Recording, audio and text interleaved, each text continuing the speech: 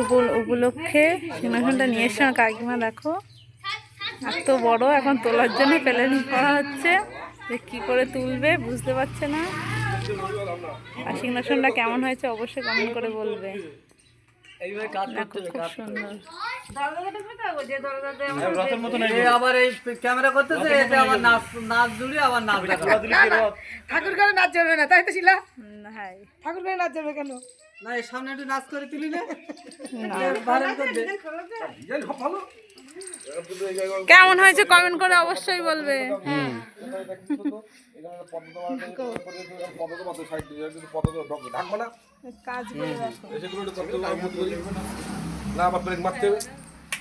মারতেই হবে। আর এর উপরের চূড়াটা এই যে বসাতে হবে, এটা ওই ওপরটায় বসাতে হবে, এটা পিছন দিকে। এই যে সবাই মিলে এখন ধরে নিয়ে যাবে।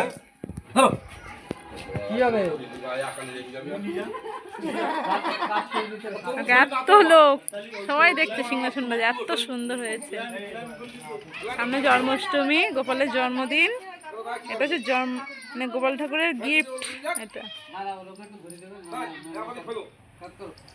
এখন তলি নিয়ে যাওয়া হচ্ছে।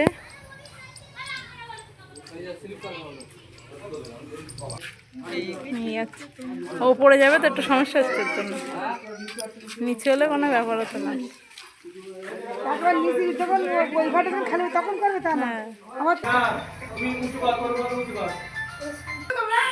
ভীষণ কষ্ট হচ্ছে তুলতে, উপরে তোলায় তোর জন্য অসুবিধা হচ্ছে।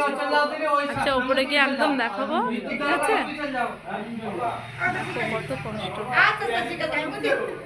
ভীষণ বড় তো। ঠিক আছে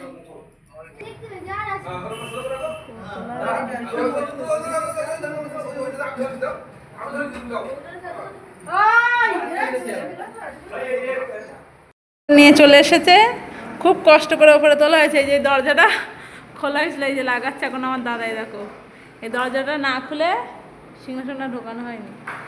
আর এই দেখো এই যে গোপাল আমাদের,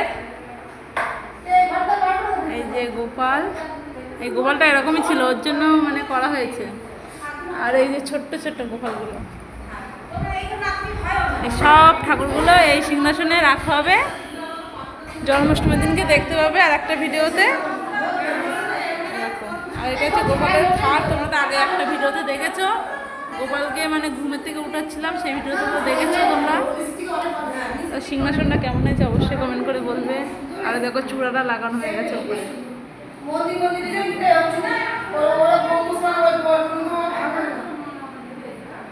টাটা।